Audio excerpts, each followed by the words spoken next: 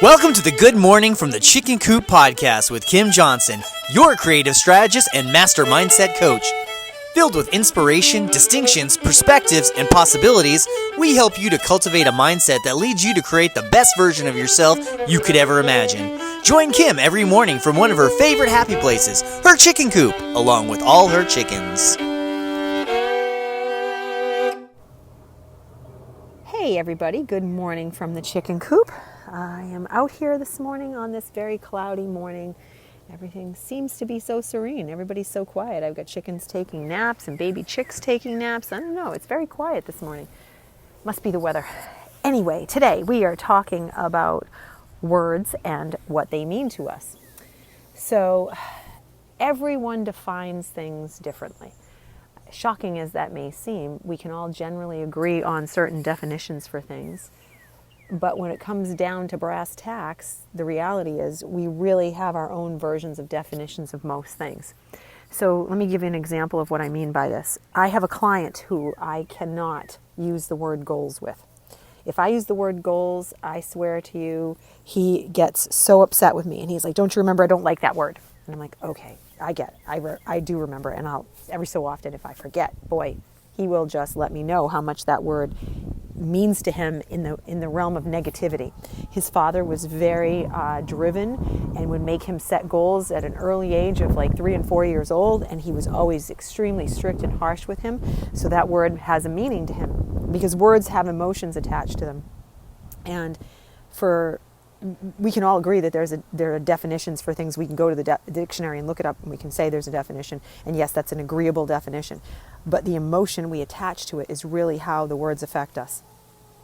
Where this gets really interesting is if you think about it in definition of relationships and how we define our relationships.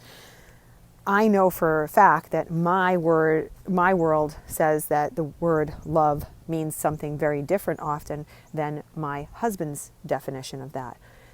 Where I might say, oh, I love this, or oh, this is how this is how I show love. His version of showing love is very different and doesn't mean the same thing to him. Where, making dinner for him is a way that he shows our family love. He loves to cook for us and have it ready for us, and that's how he defines love, is one of his ways, showing his affection and cooking. For me, that's kind of a chore just to get done. I don't really think of it that way, but he thinks of it that way. And that's okay. We can have these different definitions, but it only works as long as we know we have these different definitions so that we don't get offended by the other person's actions. Now, there's a great book called The 5 Love Languages, and that does help when you are out there and you're thinking about your partners and how you want to influence them. So if you've never read the book, The 5 Love Languages, it's a great book and it's very helpful. But this really transcends just that part of our world. Words consistently across the board for people have different definitions. If you say, I want to go out and have a fun dinner, and your people you're hanging around with have a very different version of fun than you do, chances are you're going to be let down, disappointed. And the only way you can get around this is if you understand what everyone's definitions of things mean. And quite frankly, we don't all walk around with a little notebook clip to us that says, oh yeah, well, let me share my definitions with you. Because most of the time we don't even know what they are. Because no one's ever taught us to look at it this way and define what things are. So why this matters so much in your own world and your own everyday existence is that half the time we don't know what things mean to us. We don't know how to define them. So therefore we get stuck.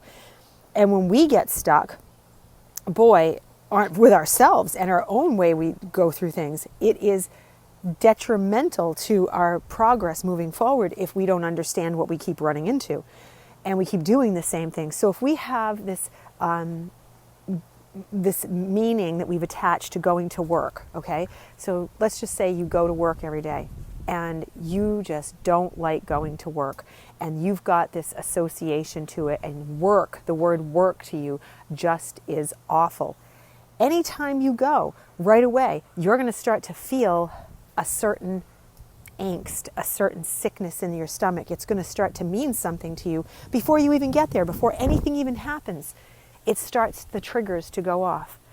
So what I want you guys to focus on right now is figuring out when these emotions start to show up and they're associated with certain words, when you hear something, when someone says something to you, and you feel an emotion come up for it, you have to stop, pause, ask yourself, is this something that is true? Am I creating a meaning around this word that has no association that I want?